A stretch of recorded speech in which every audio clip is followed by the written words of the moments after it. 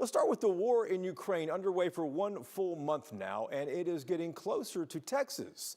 Europe has already absorbed millions of Ukrainian refugees, and now President Biden says the U.S. will take in 100,000 of them.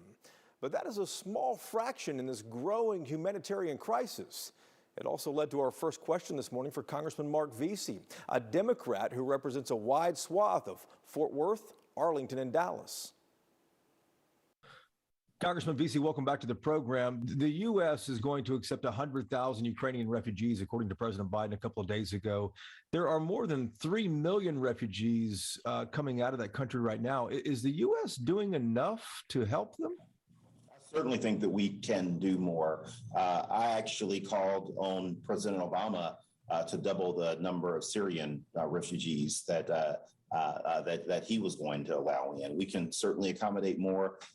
Refugees are very hardworking, grateful people, and can actually fill a lot of jobs in certain sectors like agriculture, that we need right now as they wait until this conflict ends, until they can get back into their own home countries. And so, let's start at 100,000, but let's look at doing more. We certainly can absorb a lot more than that, and I would support a higher number.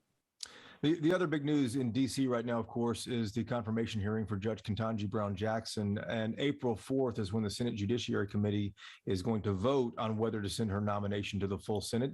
It's 11 members on the Republican side, 11 members on the Democratic side. Given the current state of politics, though, as we all know, do you expect her nomination to advance? I do expect her nomination to advance. I think that she's done a wonderful job. I really hate that it's become so divisive. I think that a lot of the questioning from Republicans are quite frankly, intentionally, racially driven. It was almost funny, but it was sad at the same time to listen to Marsha Blackburn, try and figure out a way how, she was going to fit CRT into a question that was completely irrelevant. To her being confirmed. It was like she just wanted to put CRT out there so she could, try and scare people.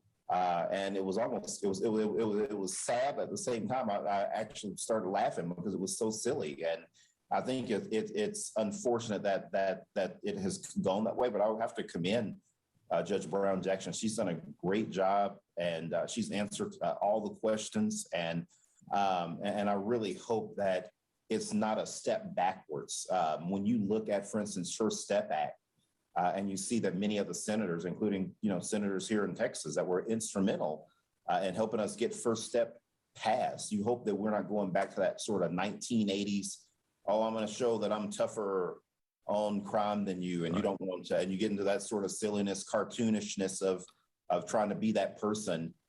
Instead of working towards programs that can actually help improve society and our criminal justice system. If her nomination gets to the full Senate, of course, Democrats need every single vote they have in the Senate to get her passed. Will she pass in the Senate? There have been several Democrats, Kyrsten Sinema and Joe Manchin, who have strayed from the Democratic Party. Do you expect that she will be confirmed? I think that she's going to be confirmed. I know both of those senators very well. And I think that on this, that they are going to be there. They understand the importance and the historic significance of this nomination.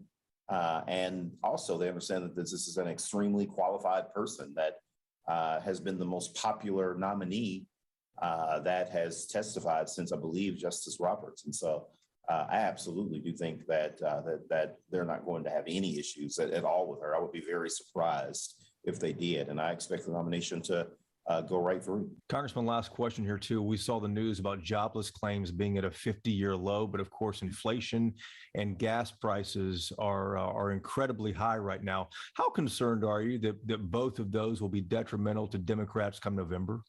I think that people understand that what's happening in Europe is going to have an effect on gasoline prices, that we've seen prices go up, but we also believe in democracy, and we believe at any cost that we have to stop Putin from engulfing parts of Europe into. But how about inflation, though? I mean, because gas prices might make a little sense, but inflation is really high right now, and something the Fed is trying to address, and it will still be around come November.